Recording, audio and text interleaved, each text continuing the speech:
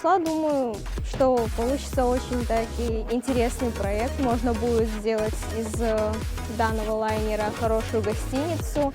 У меня уже есть определенные мысли по поводу того, что можно здесь и как обустроить. Желаю всем удачи. Спасибо.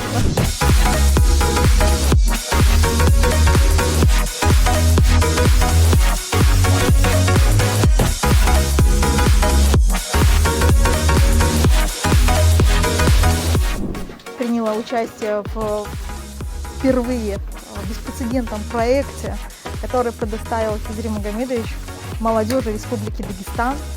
Проект Ту-154. Это уникальный проект.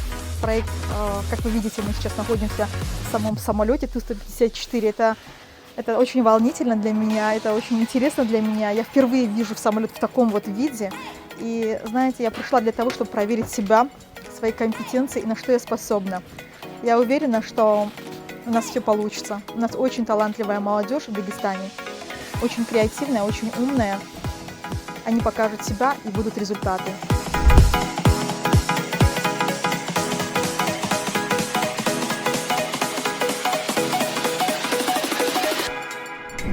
Очень рад поучаствовать в этом проекте. Что же я от него жду? Я хотел бы развить свой потенциал, показать, на что способен, и, конечно же, получить много позитивных эмоций и большого опыта в дальнейшем.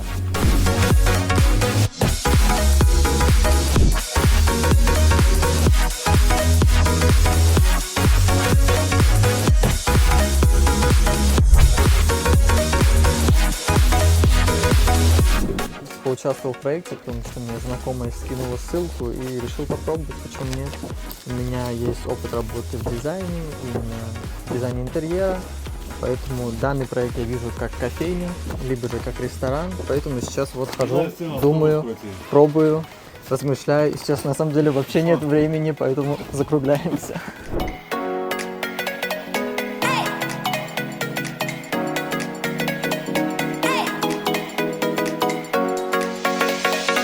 Что я жду от этого проекта?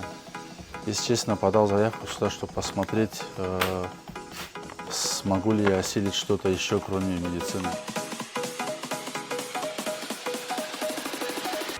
Ассаламу алейкум всем участникам проекта Ту-154. Впервые в России делается такой экспериментальный проект, где участвует молодежь и после этого еще получает бизнес.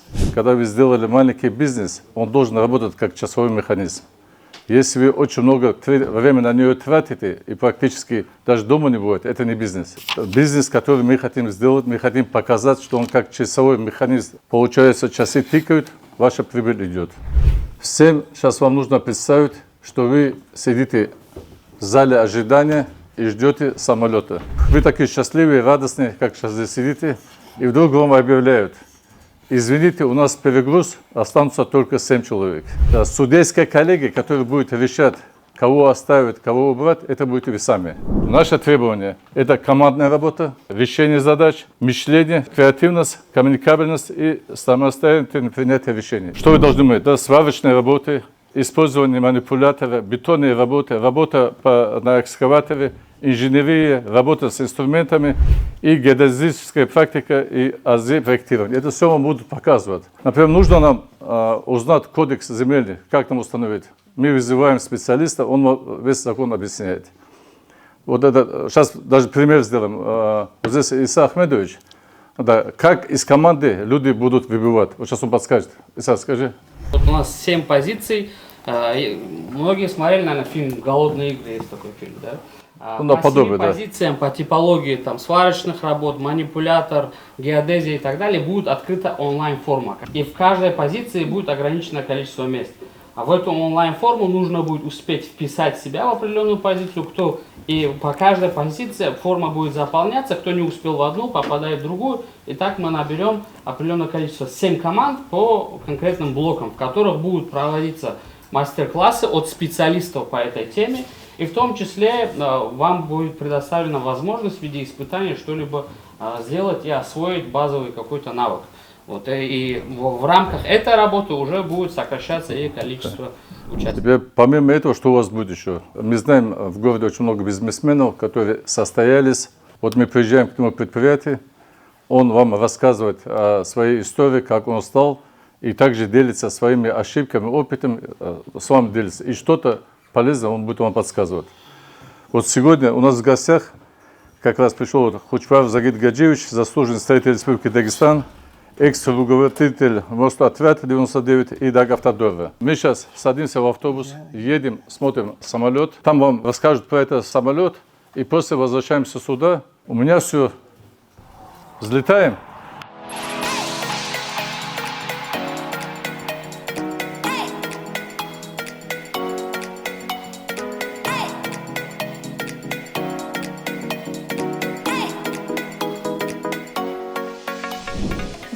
Февраля 1972 года был введен в эксплуатацию самый массовый советский реактивный пассажирский самолет Ту-154. Ту-154 летал во многих городах СССР, а также более 80 городах мира. Нельзя не отметить, что Ту-154 является кинозвездой, так как он стал одним из главных героев советского фильма «Катастрофы. Экипаж».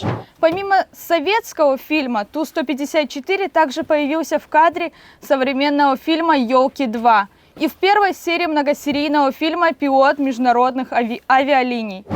Ту-154 за долгие годы службы получил множество различных прозвищ: Паутинник, Туполь, Большая Тушка, Мария Ивановна, Аврора. Мы поздравляем вас, что сегодня находимся в самолете Ту-154, и сегодня все должны гордиться тем, что впервые в России проводится экспериментальный проект. И это в Дагестане. Увидел на Инстаграме то, что вот есть такой конкурс, и вдохновился. Честно говоря, первый раз в самолете.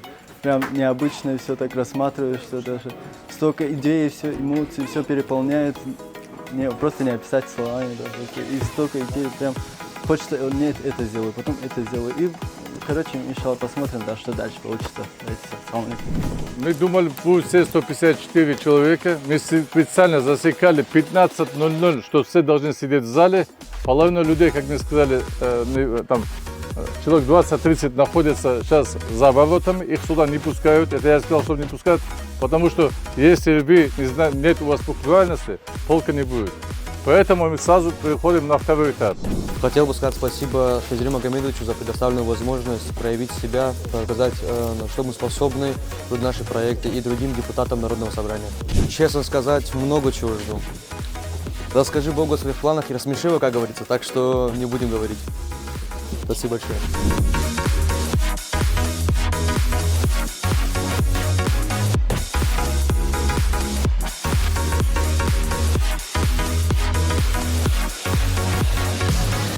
Я немного расскажу о своем опыте. Я начал работать в 1975 году, окончил Политехнический институт, получил квалификацию инженер путей сообщения и приехал в республику, начал работать прорабом на строительстве мостов. Я с первого дня вел дневники. Вел каждый день, обязательно писал 2-3 предложения. Больше всего интересовало мое взаимоотношение с моим руководителем. Писал, почему, допустим, я это так сделал, почему это не так сделал. Когда был молодым, у меня всегда был неправ руководитель мой. Когда чуть-чуть вырос, уже понял, что не всегда руководитель бывает неправильным. И я решил после того, как закончил свою работу, собрать небольшой труд. Технологии управления. Чтобы себя успокоить, сперва выпустил маленькую такую книжку «Мой опыт управления».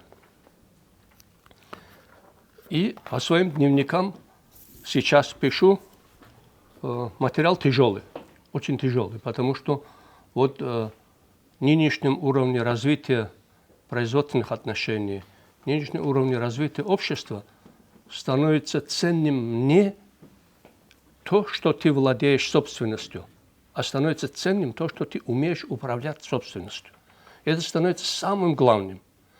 Поэтому то, что сегодня вот Хизри Магомедович такую задачу выдвинул, еще раз, это далеко идущая задача. Это, я так думаю, эту инициативу должны перехватить и другие руководители и депутаты должны говорить, потому что все наши проблемы это в неумении управлять.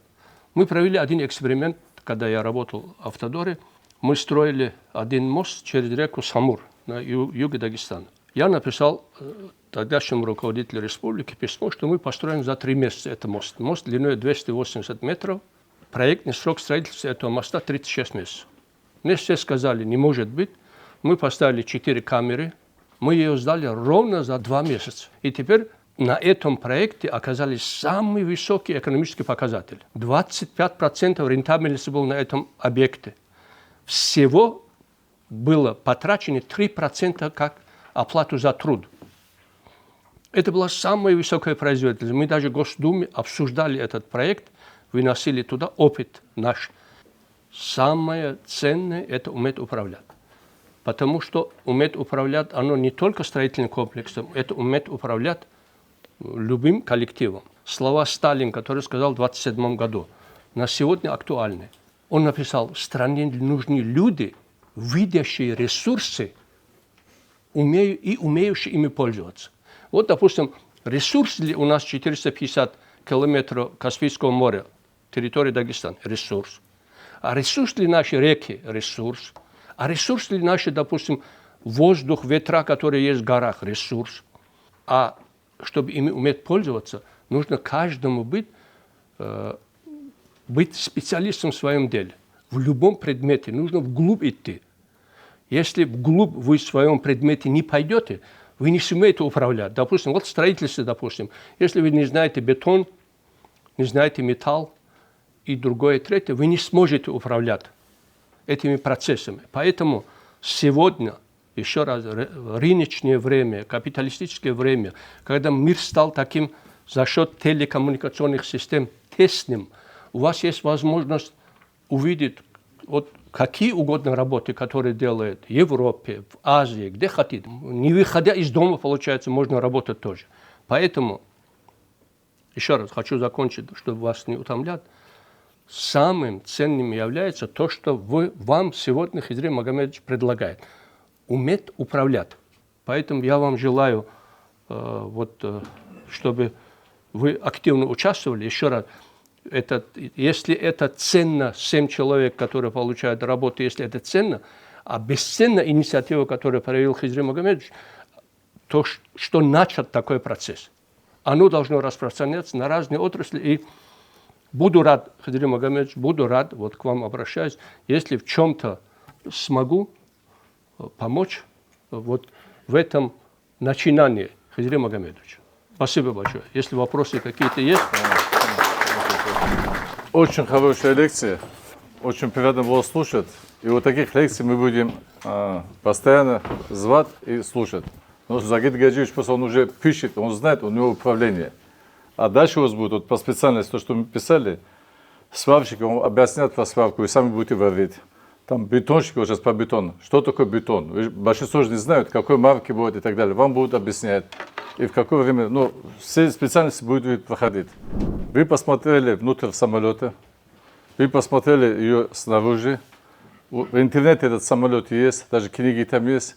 Вы должны сейчас подумать, что бы вы из нее сделали.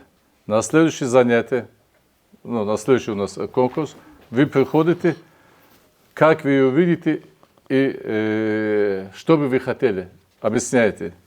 Это первое задание. Второе. Вы, ну, я просто в интернете лазил, вы сами думаете, какую сделать спецодежду. Спецодежду, которая здесь будет написано проект Ту-154, это я просто листал и нашел. Видите, я просто тоже выполнял домашнее задание, смотрел. Она должна быть такой, именно этого проекта. И третье, вы должны придумать, когда вы приходите, какие слова сказать, чтобы всем поднять настроение. Да? Не знаю, как более правильно, как называется? Мотивировать. Вот это. Это очень простые задачи. За 2 минуты вы должны сказать, почему ваш лучше, чем его. Согласны? На сегодняшний день то, что Хизрим Магомедович вам предложил какой-то своего образа конкурс, это говорит о том, что Хизрим Магомедович думает о молодежи, и он хочет приобщить вас к правильному направлению, чтобы вас научить вас, чтобы вы могли себя проявить, чтобы вы могли в какой-то той или иной степени, в какой-то теме проявить себя, и чтобы вы нашли в жизни свое место. Ну вот сегодня здесь собралось, там должно было быть 150 человек, ну сколько? 154, да. 154, но, к сожалению, видите, как получается, что некоторые оказались непунктуальны, это немаловажно. И вы тоже, я думаю, что в дальнейшем будете более пунктуальны, более правильно относиться к своей работе. А если, а если у меня несколько, например, вариантов, как-то, например, из самолета сделать, например, и гостиницу придумать, например, или ресторан, можно два варианта? Конечно, мы же об этом тоже говорили. Ресторан или музей, или там магазин, что угодно. Второй вопрос. Где будет расположен самолет? Вот, место локации.